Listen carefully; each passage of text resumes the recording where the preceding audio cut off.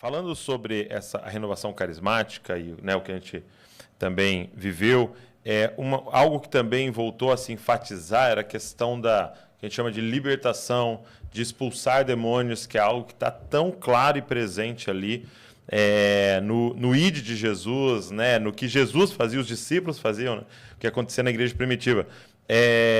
Como é que é essa temática na Igreja Católica? Né? Até a gente ouve outro termo, né? E infelizmente ficou famoso por causa de filmes, né? De exorcismo. Né? Como é que qual é a visão da Igreja em relação a isso? Olha, então, a doutrina da Igreja, nesse sentido, é bíblica, né? Uhum. O diabo existe, existem os demônios, etc. E existem possessões e coisas do tipo. Porém, é uma coisa muito interessante. A igreja tem um ministério oficial, que é o ministério do exorcista. Entendi. Uma função. Uma função. Todo padre, em si, é exorcista. Uhum. Né? Porque antigamente havia as chamadas ordens menores. Uma delas era o exorcismo, o exorcizato, depois o diaconato, o presbiterato e o episcopado. Né? Então era uma ordem menor, o exorcismo. Era uma ordem menor. Olha só. Porque se supunha que o exorcista ia acompanhar quem não está batizado. Né?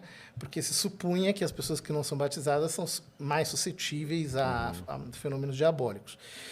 Então, uma ordem menor. Essa ordem menor foi extinta no ano de 69.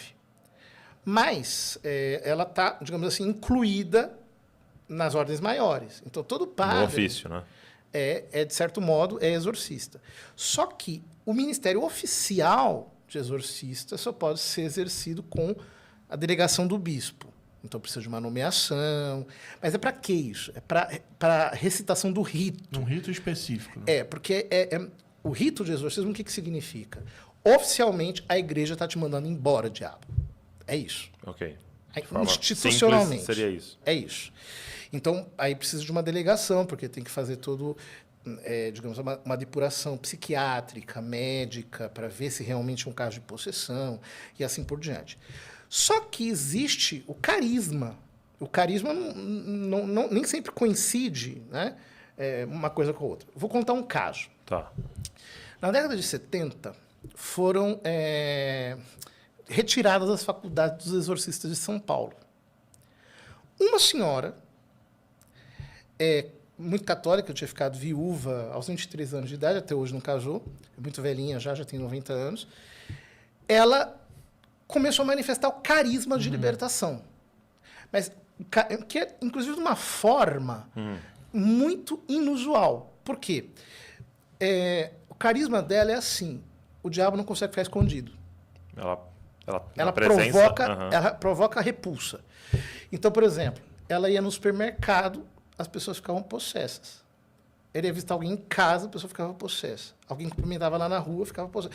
Então, era um negócio assim. Ela ficou com medo. Falou assim, será que o problema não sou eu? Né? Porque ela começou a imaginar que o problema era ela.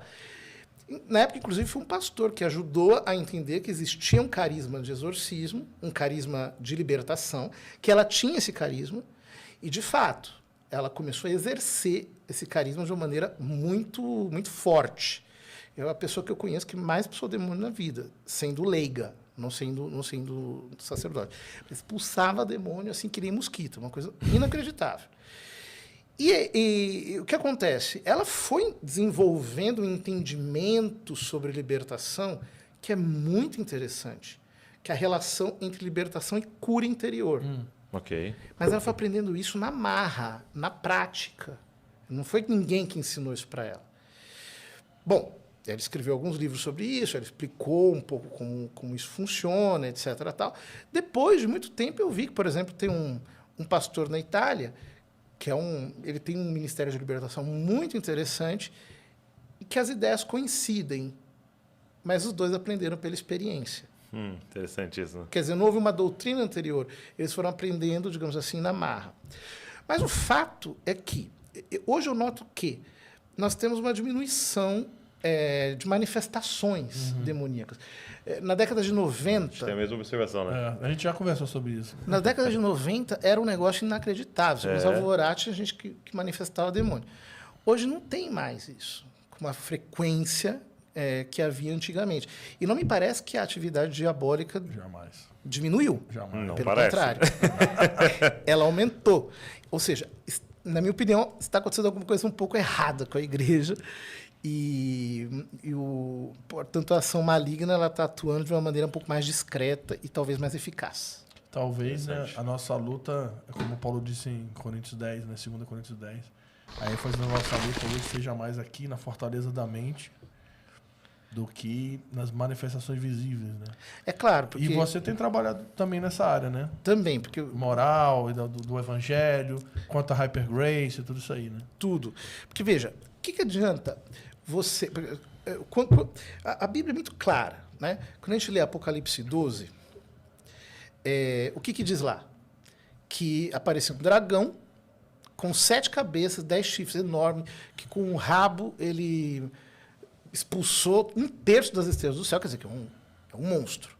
Mas diz lá, ele é a primitiva serpente. Ou seja, aquela cobrinha virou um dragão. E um dragão com muitas cabeças, que atua mediante sofismas, mediante o espírito de engano. Paulo fala disso.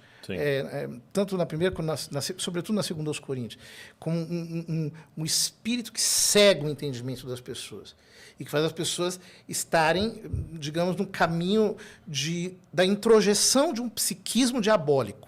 Que os impede de contemplar a glória de Cristo no Se evangelho. a conversão no Novo Testamento é metanoia, quer dizer, é uma mudança de pensamento, existe também uma espécie de metanoia do demônio.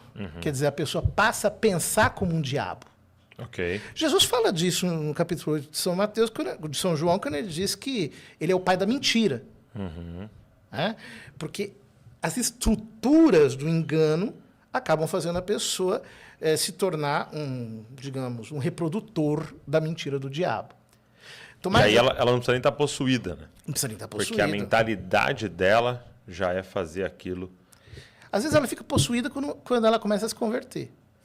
Porque ele percebe que está perdendo, então ele toma o controle e a máscara cai. Né? Isso eu já vi acontecer várias vezes. Mas a luta contra a mentira, para nós hoje em dia, é a mais... É prioritária. A mais Eu te necessária. interrompi, você fala Tomás de Aquino? Não, eu ia dizer só que Tomás de Aquino ele fala que existem 3 graus de glória no céu. Né? Uma é a dos mártires, outra é das virgens e a outra dos doutores, dos pregadores. Né? E ele diz que a dos pregadores é maior. Por quê? Porque as virgens venceram a carne. Os mártires venceram o mundo. Mas os pregadores venceram o demônio, que é o pai da mentira.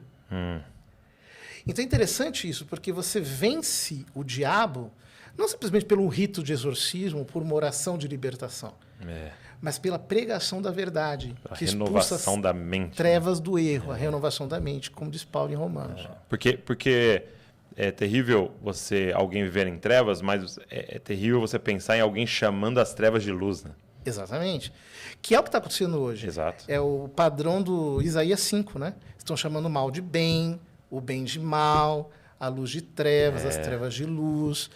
E as pessoas estão totalmente enganadas e seguindo tudo isso como se fosse uma coisa maravilhosa. Antes da gente